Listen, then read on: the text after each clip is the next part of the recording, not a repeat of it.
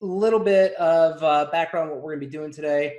We're going to be talking about branding. So in the last 6 of these, we've talked about kind of getting your bases or your basics down and building up. So today we're going to be talking about how to actually create a brand, what to look for, mostly what not to do, because there's no real answer as to what to really do, because you can do whatever you want with a brand, but there's a couple of ideas that you want to steer clear of. So we're going to be talking about that in depth. That's about it. Real quick before we get started, a little bit low on motivation myself today, and I really didn't want to get anything done. It's one of those days where it's just like everything seemed to be going against me, and then just like after it. So this is one for me, and it's push yourself because no one else is going to do it for you. So hopefully that resonates with anybody who watches this. But the truth is, nobody's going to push you. You're going to have to push yourself. It's one of those sad realities. And we're just going to adjust that because that's a little bit off today. So as you can tell by the little comic that we have, branding. My favorite example of branding is the difference between Pepsi and Coke. Because there's a little difference in taste, yes, but the true difference between Pepsi and Coke is not really the taste. It's what they've done to separate themselves from each other. For a while, Coke was the go-to for everybody, right? Coke was, oh, you know what? I'm going to grab a Coke. Nobody says, oh, I'm going to grab a Pepsi and then go get an RC Cola, which, by the way, RC Cola, they're not sponsoring this video. Just happened to be 99 cents at Mark's, and my wife wanted some. When they say they're going to grab a Pepsi, they grab a Pepsi. But if you go down south in the United States and they say, oh, do you want a Coke? You might get a Coke, you might get a Pepsi, you might get an RC Cola, you might get anything that's brown and bubbly and hopefully caffeinated. So Coke's done a really great job in entrenching themselves to mean something more than just Coca-Cola. It means soda. It means dark soda, caramel-flavored dark soda with caffeine. Then what Pepsi did is the Pepsi generation, and they had all these young people, and they're appealing to that college-aged student, so that when they go to the gas station before class, they get Pepsi instead of a Coke because they belong to the Pepsi generation. And what they did is they broke that generation apart, and they said, look, if you drink Pepsi, you're young and hip, and if you drink Coke, well, dude, go hang out down at the country club. And, those people are more your people. And that's okay. Like, they were just trying to differentiate themselves and then express that Coca-Cola is for old people. People past their prime. So this is one of the best branding wars ever. And if you wanted to get into an idea of what branding looks like and how two competing brands do it, this is it. And then a second one, if you like humor, branding on Twitter. If you have ever seen Wendy's Twitter, the brand message is, don't come at us because we're going to roast you. And that means when the message they're sending is, they're ruthless. And they make really good square hamburgers. But yeah, so it is Twitter drama. But one of the things that if you go into a Wendy's, they talk about quality. And you're going to laugh at the way I'm connecting the dots here, but quality is. They're laughing about quality, they're talking about quality. It's quality entertainment that they're bringing on Twitter. They're not trying to force something. They have a really good creative mind that's comedic, and it's quality entertainment every time that they send out a twit. Is it a twit? I call it a twit. You're all twits. Every time you Twitter, every time they put out something, I know it's a tweet, guys. Every time that you put out, every time they tweet, it's quality entertainment. And if you don't know where twit comes from, there's an episode of Futurama, and you're going to have to watch it. So what's inside of a brand? When you think of your brand, it should have its own identity. And before you even start building up your brand and figuring out a name, you should be creating an avatar of this person. If you're a professional brand, your avatar doesn't wear jeans and a hoodie, right? You're a corporate organization, your avatar wears a shirt, tie, and a suit. And that's okay. There's nothing wrong with having that kind of of image. You should have that image if you want to be a large corporation. Microsoft has a certain way that they expect their employees to come into work. IBM, there's a certain color tie you better wear to the interview or you're not getting hired. There's an expectation. If you go to Wendy's, they're all wearing a uniform. In Wendy's, you think of Wendy or Dave Thomas. Like, they developed this image, this avatar that they started out with. They built that into an image, and that's who they are. That's their identity. So not to drone on too much about this, but you should start off with some kind of avatar. But once you build out your brand and your identity, you're going to have plenty of work to do. How do you build trust? Well, obviously don't lie. It's a good start. You're going to have a specific design, not just like the way things look, but the way that they are communicated. If you go to, and look, I'm using fast food a lot because I do have some experience in fast food in the past. If you go to Arby's, they have the meats, number one, and they're happy to help, number two. You go to Chick-fil-A on a Sunday, they're closed, number one. And number two, my pleasure. You go to McDonald's and the ice cream machine's broken. You can get out because we don't want to serve you. I'm just kidding. McDonald's is okay. They're not the worst. But really, the thing is, they all have their own particular thing that they're known for. Burger King flame broils their Whoppers. Wendy's has a square hamburger patty. They have a design that's inherent in their brand that's important to them, that goes back to their identity. And if they change it, they change their identity and they have to rebuild their trust. So all this builds on themselves, right? And then, so let's talk about value. Because I love to talk about value in retail. I love the brand Aldi. They have phenomenal food. I can go to Aldi with $40 and come home with a week's worth of groceries for 4 people. It's ridiculous. If I take that same $40 and I go to Whole Foods, I might be able to get lunch for myself. So Whole Foods doesn't bring value the same way that Aldi brings value, but their value is in that they offer you, cruelty-free, free-range chicken, and everything's organic or healthy. They don't have plastic bags, and they have paper bags, and it's good for the environment. So it's all that. And you have to remember that when you're talking about the value that they bring. So every brand has its own value proposition, and Whole Foods is different than Aldi, but they both bring value to their consumer in one way or another. Real quick, there was a question asked in chat. So I'm promoting different people on Instagram, and they pay for the story in the post. Do you think I should stop this in order to grow my brand faster? No. Just make sure that the message that you're promoting is on brand for yourself. And if you have somebody who doesn't match your brand identity or even completely goes against it. So let's just go with like a meme page, because that just seems to be the flavor of the week right now on Instagram. If they only do things that are like dark humor and you're a family-friendly brand, I would probably not work with them.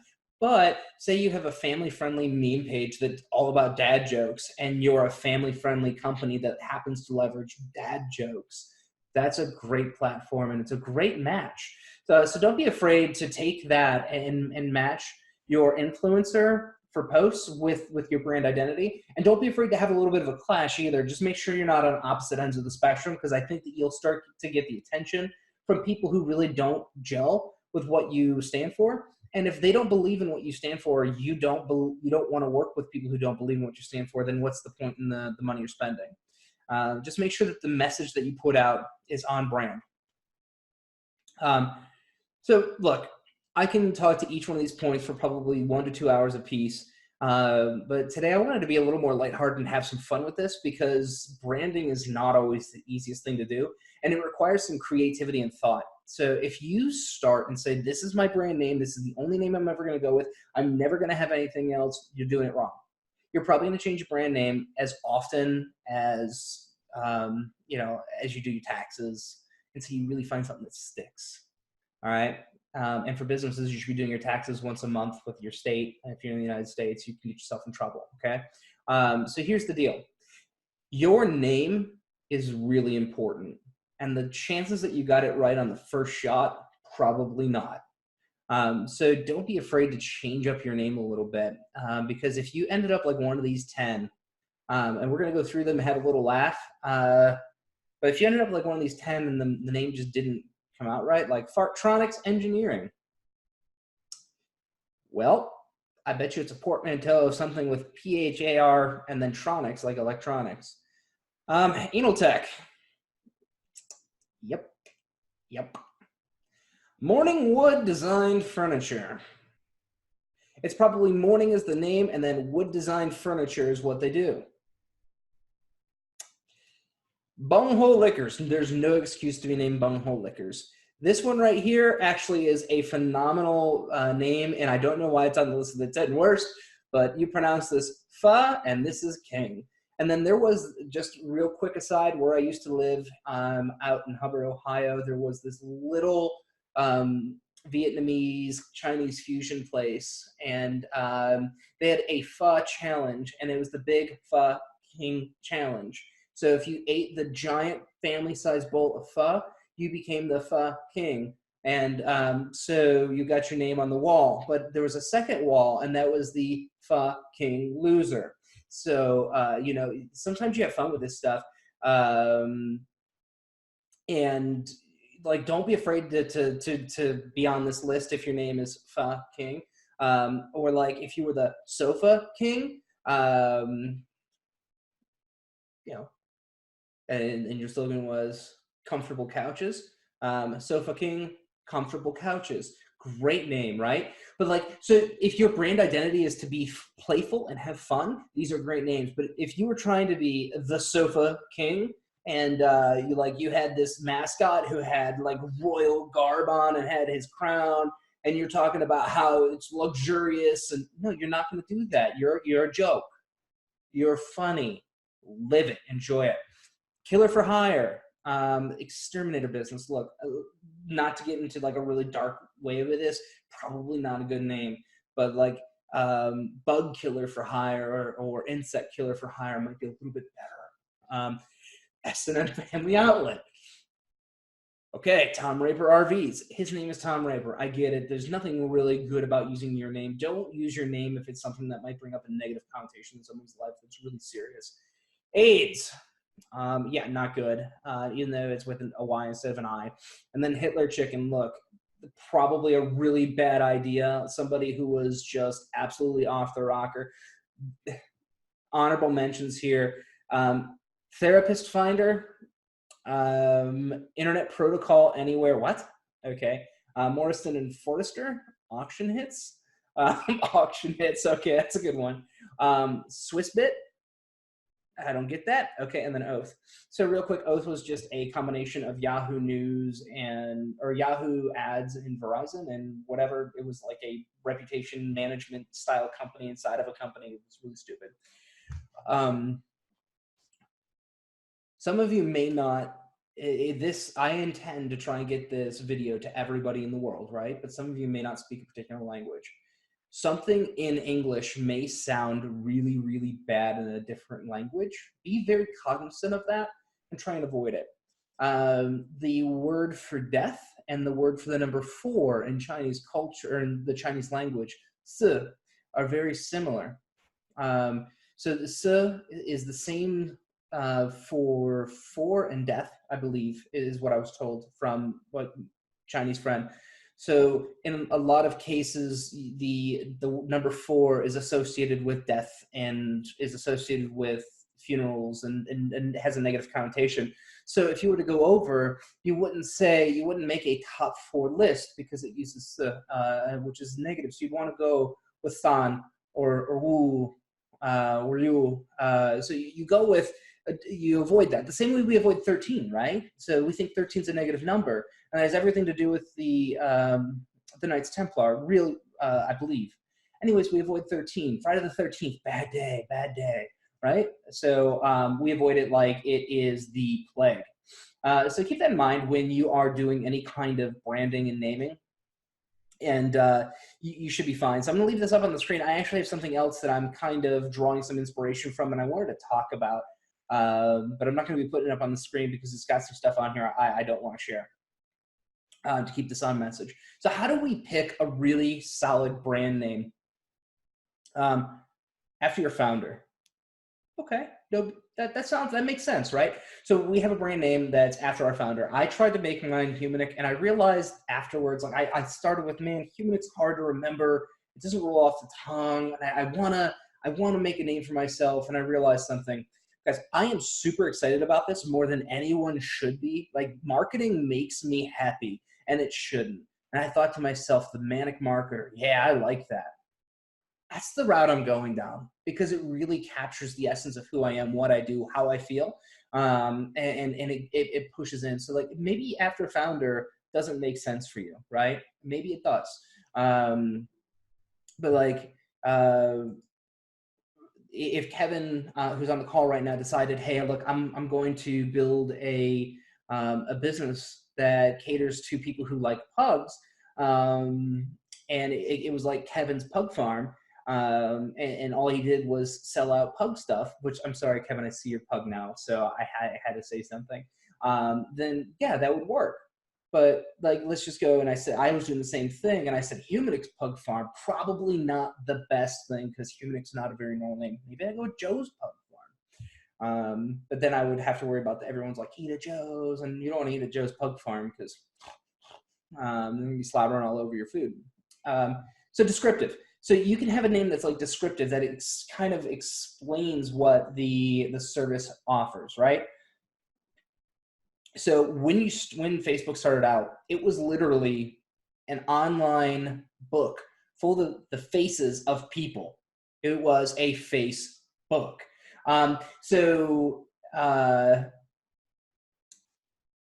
you can be descriptive about it. CVS Pharmacy. You know you're going to CVS Pharmacy for the pharmacy or the convenience store of it. So, you know, it's great. Completely fabricated. It had nothing to do. It just came out of thin air, right? Kodak, Nintendo, Uber. Those are hard. Number one, because single word domains, there aren't very many left and they're not very attractive. So you're going to be paying a lot of money to buy these parked domains. So keep that in mind when you do that. It has to be at least two words now, or you have to have your domain will have to be 2 words, or be ready to pay a lot. Metaphors. So if anyone doesn't know, Nike actually is a metaphor about winning, and it's likening their brand to winning because Nike was some kind of Greek god. And then acronyms, like acronyms, I don't really like that much because it loses meaning. So like TR tree service. Well, hey, my name's Theodore, and this is Roger, and we have our tree service. Well, I don't know that. So unless there's a really good brand story behind it, I don't personally like it. And then like real words, again, be very careful. But before I go any further, the wording that you use matters, but not as much as what you're going to stand for. You can change the way people view a neutral word. You could change the way that the world views a neutral word by standing for something. Just be wary that you can't change the way the world views a negative word by standing for something positive. So avoid negative words. Again, there's always going to be some kind of one word that just happens to work. There's a phone repair place called Broke Ass Phone, and you would think that from that kind of negative connotation that they wouldn't do well, but they're actually very, very good, and they've grown from a single shop to quite a few, and it's all on marketing. Because whenever someone's like, oh, my phone's broken. Yeah, bring it the broke ass phone. And it's really easy to it comes off the tongue. It's really easy and people remember it because guess what? You got to swear on the radio. So just whatever you're doing, just know that while the brand name is important, what you stand for has to match the brand name. And then the hardest part, guys, is it available? So a couple things. You have to understand that business names may be taken. And in the United States, it's based on the state you're in, whether or not you are allowed to use that business name. So a bigger business like Facebook is going to be incorporated and taken in every single state. However, a business name like, I don't know, we'll go to the Kevin's Pug Farm. Maybe in Arizona, they are incorporated, but not in Ohio. You can incorporate in Ohio. And you'll just have a hard time disassociating yourself with Kevin's Pug Farm, Arizona, and Kevin's Pug Farm, Ohio, right? So just to keep that in mind. And then I don't know the legality of it overseas. What I can tell you is if your name is trademarked after having it for a while, you're very safe. But if you use a trademark name, you will get in trouble. Avoid that. Just go to there. I will make sure that in the description I put the trademark information where you can search for trademark names when I upload this to YouTube. But always check for trademarks. That's one way to get yourself in a lot of trouble really quick. Whew. I try to talk slower, but I get really excited about this stuff.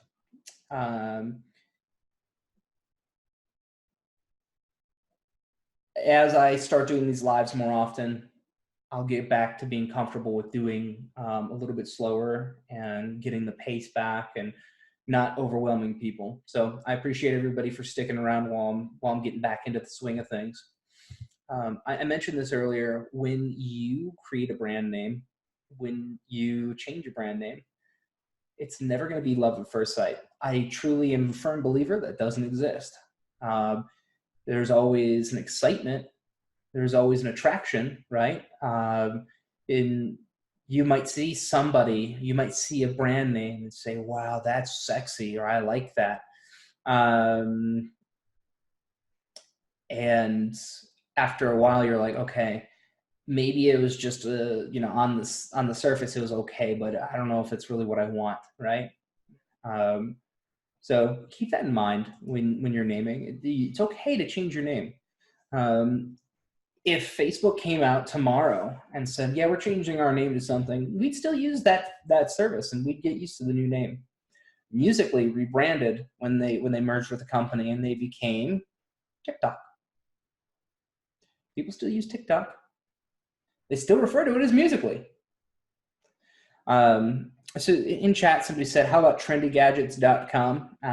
You know how I feel about that, but so I'm going to do a little bit of a 180 with a reversed and a twist here. I've seen some websites that could do really well with a name like trendygadgets.com. Just remember that your name may limit how successful you become.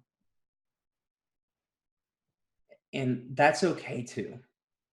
So you may only get to a point where you can get so far where people are just like, okay, I really don't care for this, right? They don't follow the name because it gains no traction. So if you have a name like Trendy Gadgets or Today's Gadgets or Future Trends with a Z, understand that you're not doing yourself any favor in the future when you go to scale your brand. Sure, you could scale products to the moon, but once that product's done, you're done. You have to start all over.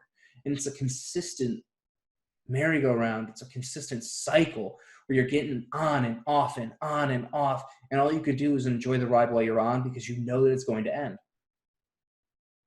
If you pick a name that people gravitate towards, or you develop a presence for a name that makes sense for your business, people will remember your name and the quality of service they received.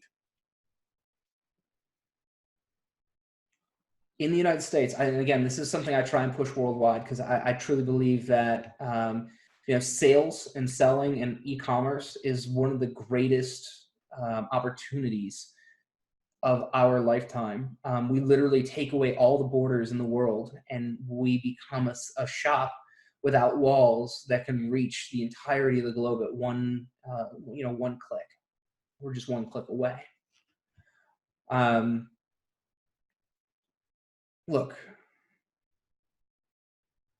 you build a brand. You stand for something. People recognize you. They start telling their friends. Do you want them to tell their friends about the product they got or the service they got from you? Right?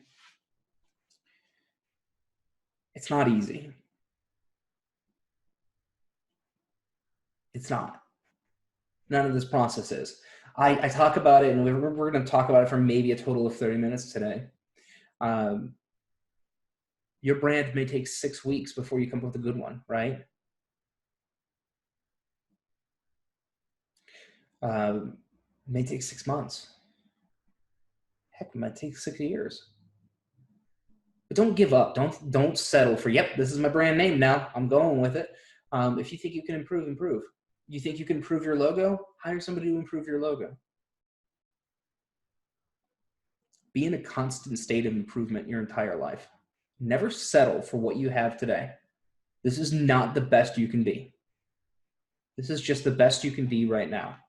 And then Kevin said in chat, preferably they remember you for both your product and service. I agree. And that's going to lead into the next kind of big step in your development. And that's branding, personal branding for your products.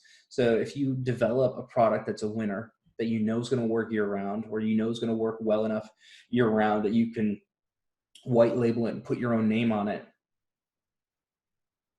you're going to want them to remember you. You're going to want them to remember your product. It's both. So make it easy for them. That's why when I decided on my name for what we're doing here, Manic Marketer, I don't get up here and get mopey every day, right? Because then it'd be the depressed marketer. I don't get up here and get angry every day, but then it'd be the churlish marketer. I get up here every day and I have a very positive demeanor because this stuff excites me. Because when I get going, you can't stop me, because I think that you could do anything in the world as long as you market correctly. So it's our message, right? So keep that in mind. And then I don't know if I will always have the same message, right? Maybe I change my mind and I think it's something a little bit more professional to drive higher growth and better quality customers. Don't know. Who knows? But I'm keeping it for now because I like it until something better comes around. Oh, that's a terrible way to put it. Scratch that. I'm going to keep it for now until I think of something. And I said, yep, that's the new thing. So I'm going to open up the floor to questions. Today we talked about branding, and the key to branding is to avoid, it's not about making a great name the first time around. Avoid a bad name. So it really truly is about giving yourself the best possible opportunity to succeed in all these different things that you'll do as a brand. It is so much more than what's in front of you right now, and it's so much more than what you are right now. Think of yourself as a baby, as your brand as a baby. And if you nurture it and you help it and you train it and you're there, and whenever you make a mistake, you make it right, and it grows up and it grows into a great adult, right? And then on the other hand, you only change its diaper when you want to, and you don't tell it, you don't ever try and teach it anything. And then it goes to school and gets into a fight and you're like, whatever. And you're just hands off. Well, you're kind of, it's a crapshoot. The only difference is between branding and parenting is, you parent wrong, and that's a life that you've just impacted. Now, you brand wrong, and you could start all over. So, at least branding is not as high stakes of a game. So, this is truly your baby, though. I don't. If anyone asks me 100 questions, you can see it on Facebook. I can show you. It's not professional. I can show you some of the chats I have. People ask me tons of questions, and that's okay. I want them to ask all these questions, and then they say, "I'm so sorry." I know I'm asking a lot of questions. Like, didn't bother me any. Why? That's who I am, right? That's my identity. I want to help you. But there's people out there who aren't like that, and that's why I get the I'm sorries. So, um, whatever you do, if you have a brand that you're building, if you have an idea that you want to go after, understand that it's going to create an identity of its own, and you're going to help. You're going to mold that identity. And as you mold it, make sure that it's turning into what you want. And if it's not, change it. And if the name isn't resonating with people, so say you've been out there for a year or two, and you've been just hustling for a year or two, and you put out a post, and every time you put out a post, people are like, "Who the heck are these guys?" And you start to see people unfollow you every time you post. Well, maybe it's time for you to change your name because they're not resonating with the name. You can also hire companies that do blind surveys, and they'll survey a bunch of people in the mall and give them $1 just to fill out a survey and tell you which names they know or which names they think are better. Do that. If you're making $20,000 in profit a month, what's an extra $1,000 away to get some data, right? Who knows what you're missing out on? So, when you're branding, don't be afraid to rebrand. Heck, I can tell you there's someone on a call that we've worked together and we've seen 3 different iterations of a brand name in a week. And that's awesome because they went from good to better to even better. And I won't say best because there's going to be a better beyond that one day, possibly. So you never want to say best. You want to say, okay, even better, even better. Because the second you say best, that means that you're not going to grow anymore. If you're not going to grow, well, you shouldn't be in business. So I'm going to leave it open. Like I said, I'm just rambling right now until I get some questions. And I'll answer anything about anything. I'm just to get you on pace with what I'm doing. I am going to be building the Shopify course that I talked about. I'm going to be releasing it one module at a time on YouTube. And then I'm going to take that course and I'm going to upload it to our website. So that way we have a centralized place for all of our trainings, but also it's available to the world so we can get it out there. The idea is I'm going to build a Shopify store from my partner platform, and I'm going to show you how to do it and kind of get you comfortable with the ins and outs of building a Shopify store. So the next video you see will be setting up your first Shopify store. And then the video after that. So Shopify partner store, so it's not a live store. I can make as many development stores as I want.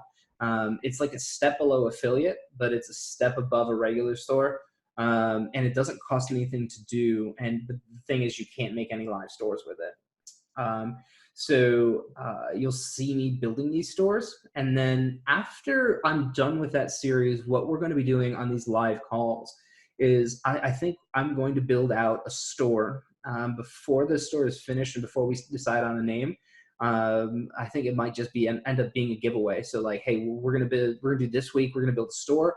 We're gonna decide a niche. We're gonna fill it up with some products, and then I'll give it away on Friday. And then with it, I'll give 3 consulting calls to help you fill out and then do some more content on it, and then get you ready to go. So maybe let me know if there's any feedback on that, because I know you said that we wanted to have some more more like case studies and everything. And I feel like if I do a case study once a week or once every 2 weeks, it doesn't push engagement and get people here. And if we can push out that we're going to be giving up, that we're going to be giving away a store once a week, I think maybe that gives a little bit better engagement. And it's just, hey, look, let's actually show up to these calls. Let's learn from them. And then hopefully at the end on Friday, we can, we'll get the store and then we'll get some training for it too.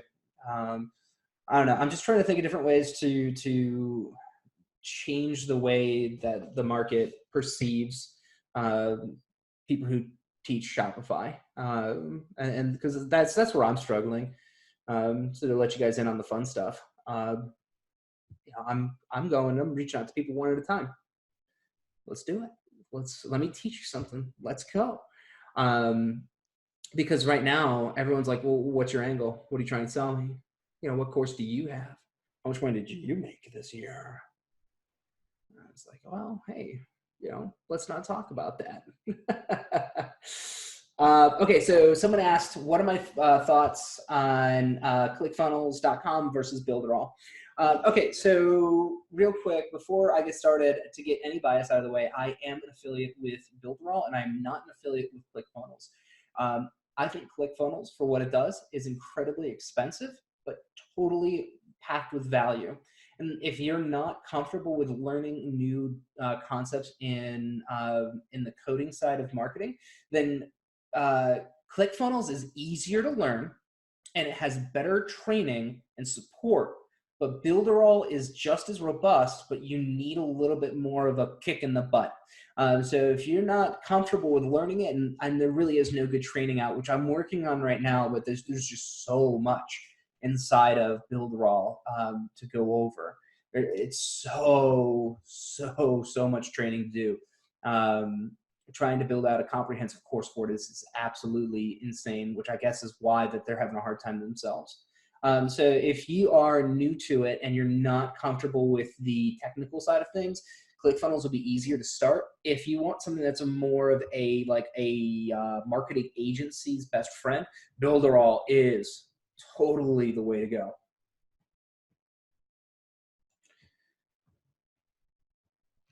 Yeah, not a problem, man. I actually used ClickFunnels with a partner way back in the day, and we saw some good engagement, but in the end, we only we borrowed funnels. So like people who have those bigger packages sell out their funnels, and it's like I can get rid of them anytime.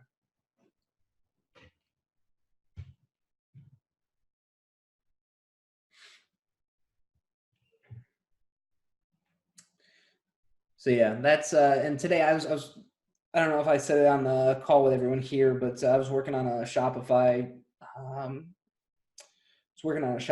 video today, and it just, every Shopify video I do is like 10 to 15 minutes long, and I can't do that to you guys. I think I'm going to try and break these down into 3 to 4 minute videos and just try and make them easy to digest, because there's a lot into all of these, and try and save some of those 10-minute videos for another day. And I'm going to be writing out the exact flow of the course and everything for tonight. And I'm going to try and record. My goal tomorrow is 10 videos for the group. If you don't know, I do a video a day. I launch a video a day. And while you see the end result, just know that each video takes a lot of time and effort. So I do appreciate you guys when you're putting those comments on there, when you're liking them, because it does help it reach more people. So I'm not sitting up here complaining. Trust me, I love every second of the work that I do. I'm just letting you know that every time that you put out even if it's a hey, thanks for the content, it goes a very long way with YouTube. That's why I will always comment back. Do we have any more questions before I let you go back into the wild? It is snowing still here. We've gotten about 8 inches in the last 36 hours. It's miserable. It's cold.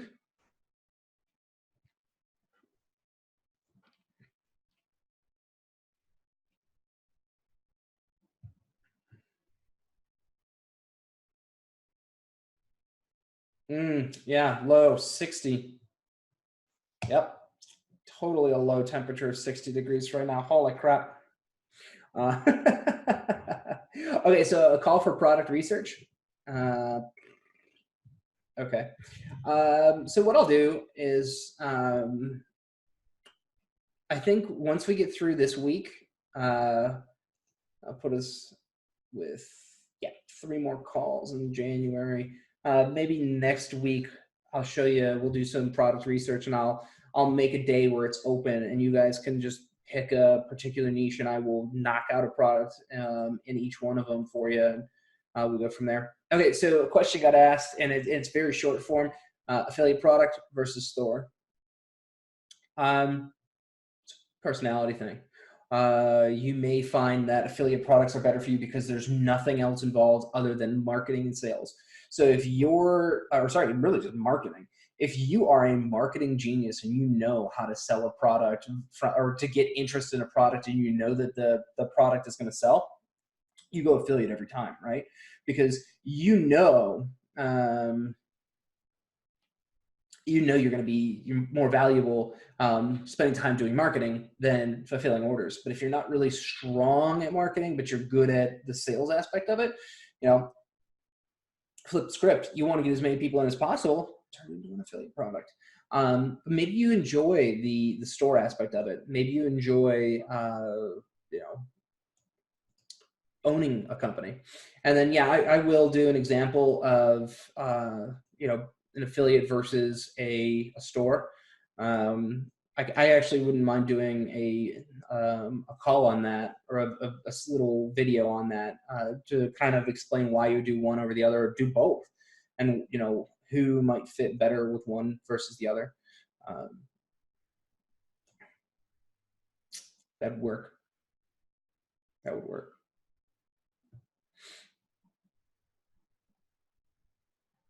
So tonight, put your thinking caps on. When you're bored, think of words. I kid you not.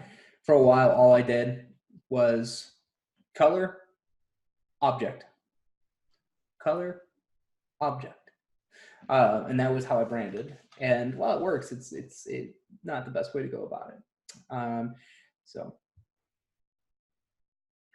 Every time that you guys bring something up to me that idea-wise, hey, this is what kind of video we can do, this is the kind of series we can do, this is what we can do with calls, it really does help shape the content of what you're going to get, and it helps get a better experience for you. So if you have ideas, that's what the group's for. It's for everybody to grow. And if you have questions, I know we're only 165 people right now or something like that strong, but if it's 165 minds that are all dedicated to helping each other. And so if you have questions, don't be afraid to put them into the group. Let's get active. Let's get people interested.